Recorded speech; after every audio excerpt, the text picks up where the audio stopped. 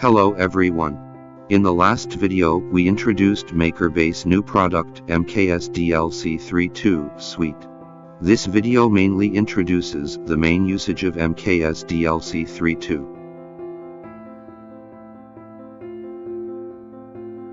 First, look at the MKS DLC32 motherboard interface.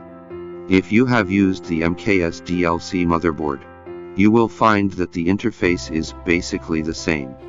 In fact, the board size and mounting holes are also compatible with MKS DLC. First, plug in the motor drive.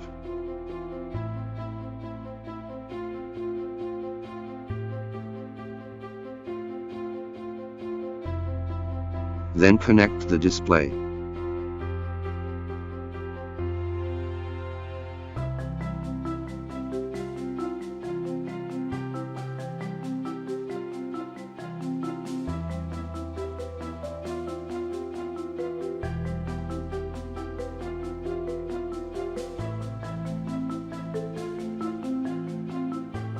Connect the fan and laser head. Please pay attention to whether your laser head is driven by TTL or 1224 VPWM directly, and then connected to the corresponding interface.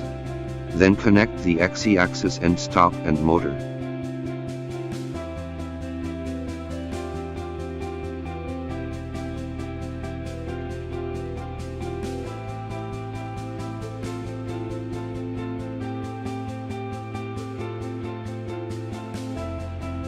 After the wiring is completed, let the motherboard power on and check whether the engraving machine is working properly. Next, we need to modify the parameters of DLC32 to adapt to your engraving machine parameters. There are two ways to configure parameters. One is to configure through a configuration file, and the other is to configure through a USB connection to a computer. First, look at the way to use the configuration file. You need to download the file from GitHub.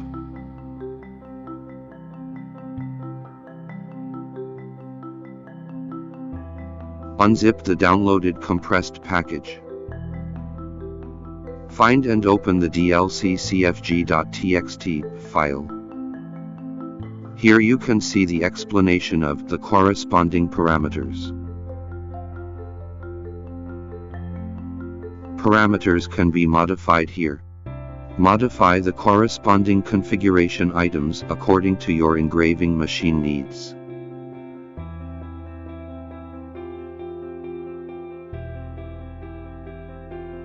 After modifying the parameters, save to the root directory of the SD card, and then insert the SD card into the motherboard to update.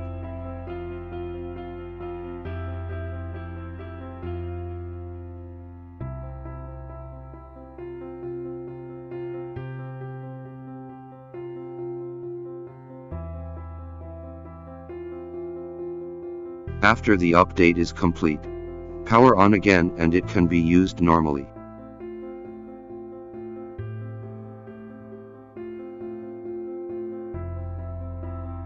Let's take a look at the configuration method of using the host computer.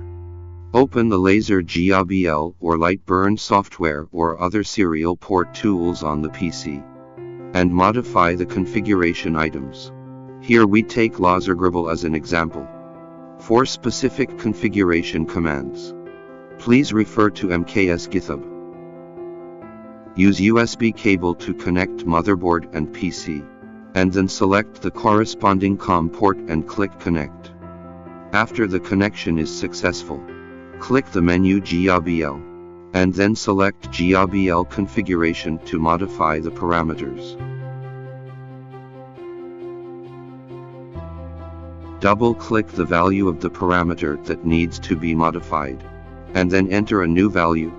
Click right after the modification is completed. The parameter has been modified successfully at this time.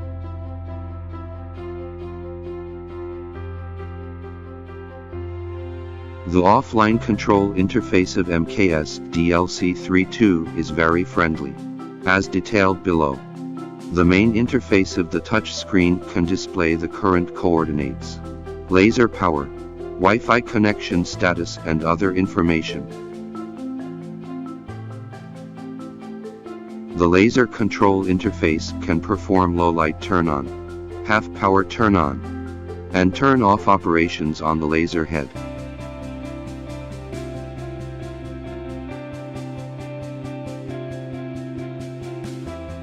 The motor control interface can perform software zero return, hardware zero return, and movement at different speeds for the stepper motor.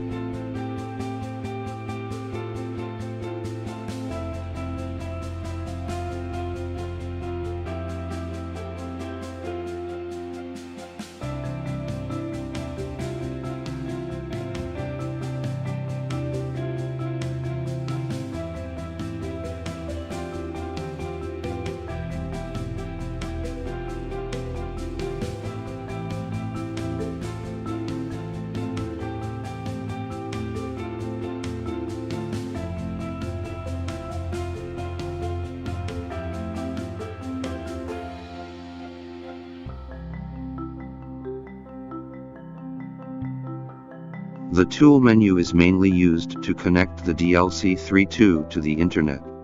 It is very convenient to scan the surrounding Wi-Fi hotspots. Select the hotspots and enter the password to connect.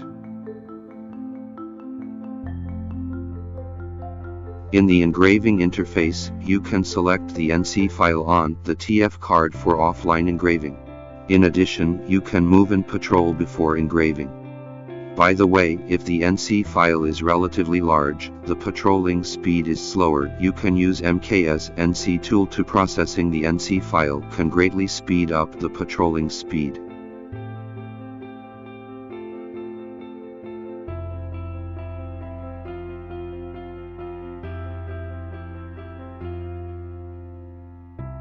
After entering the engraving interface, you can also perform many operations.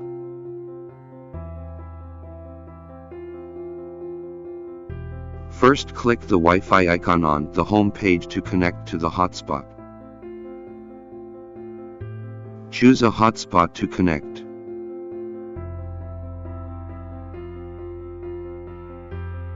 After the MKS DLC32 is connected to the internet, you can use its web function, and the current motherboard IP address will be displayed. Connect the PC to the same LAN as the DLC32. And enter the motherboard IP address in the browser. Next is the detailed function introduction of the web interface.